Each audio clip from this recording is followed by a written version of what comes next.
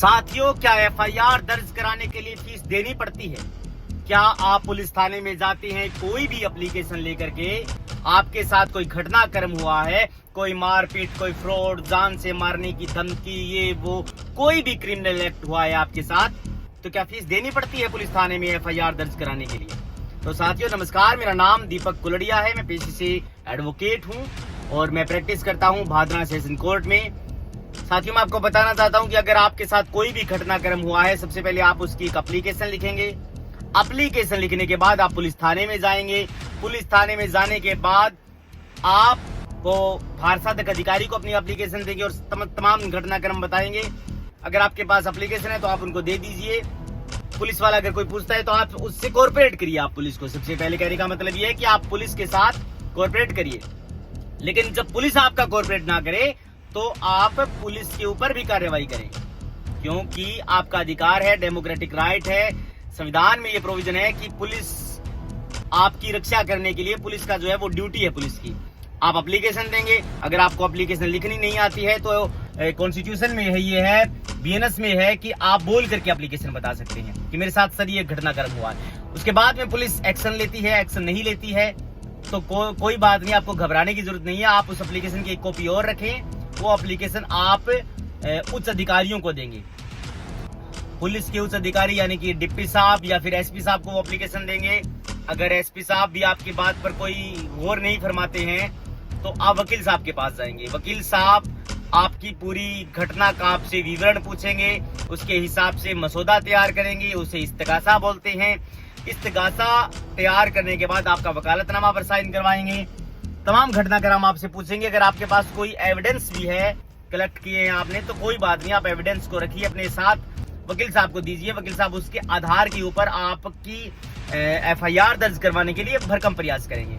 तो सबसे पहले वकील साहब आपका चालान, माफ करें, आपकी जो है वो इस्तगासा की फाइल तैयार करेंगे। कम से कम 8 या 10 पेजों के लिए जो है वो आपका पूरा घटनाक्रम उसमें आ जाएगा। एक वकालतनामा पर साइन कराएंगे और तमाम जरूरी दस्तावेज लगाएंगे, जैसे कि आपका आधार कार्ड, आपका जो है वो आईडी प्रूफ जो भी है, या फिर घटना का जहां पर आपके फुटेज जहां पर लिए गए हैं आपके द्वारा कि मेरे साथ ये घटना हुआ है।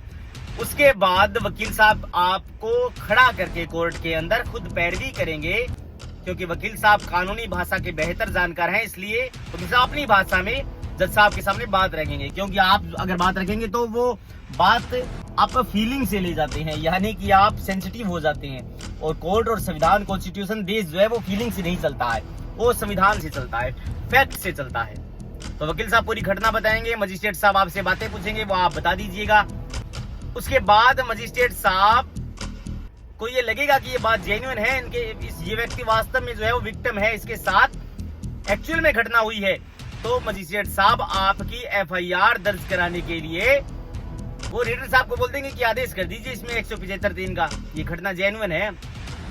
अब वो जो है वो पैरोकार लेकर के जाए या फिर बाय डाक जाए, आपकी एफआईआर दर्ज हो जाएगी। एफआईआर दर्ज नहीं होती है, नहीं करते हैं पुलिस वाले कोर्ट के आदेश के बाद, तो पुलिस वाले भी जो है वो कटघरे में खड़े हो जाते हैं, क्योंकि एफआईआर दर्ज करनी पड़ेगी। कोई डाउट नहीं है इसमें। कोमा भी नहीं हटा सकते, लाइन भी जो है वो वहां से नहीं हटा सकते, वो हूबहू दर्ज करनी पड़ेगी। तो एफआईआर दर्ज कराने के लिए पैसे नहीं लगते सर, लेकिन पैसे जब लगते हैं जब पुलिस एफआईआर दर्ज नहीं करती है। आप वकील साहब के पास जाते हैं, वकील साहब आपका पूरा जो फाइल तैयार करते हैं, इसलिए वो आपसे फीस चार्ज लेते हैं।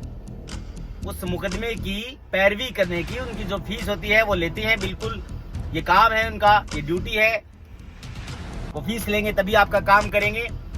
तो उसके बाद एफआईआर दर्ज हो जाती है। तो अगर आप पुलिस थाने में डायरेक्ट जाते हैं तो आप ये नहीं कह सकते, या फिर कोई भी पुलिस वाला आपको ये नहीं कह सकता कि मुझे फीस दे दीजिए, आपके तो यहाँ पर 5,000 लगेंगे, 10 लगेंगे, 2 लगेंगे, 4 लगेंगे, नहीं कह सकता कोई भी पुलिस वाला। अगर कहता है तो वो एक प्रकार का क्रिमिनल एक्ट कर देता है। 199 ऑफ द बीएनएस प्रोविजन है कानून के अंदर, 2 साल तक की सजा हो सकती है ऐसे पुलिस वाले को। इसलिए बी अवेयर, कानून जानिए, कानून सीखिए। आपके साथ कोई घटना घटती है तो एफआईआर दर्ज कराना आपका डेमोक्रेटिक राइट है। लड़िए, लड़ करके अपना हक लीजिए। कोई पैसे नहीं लगते सर एफआईआर दर्ज कराने के लिए, बिल्कुल क्लियर और स्पष्ट बात है। Thank you.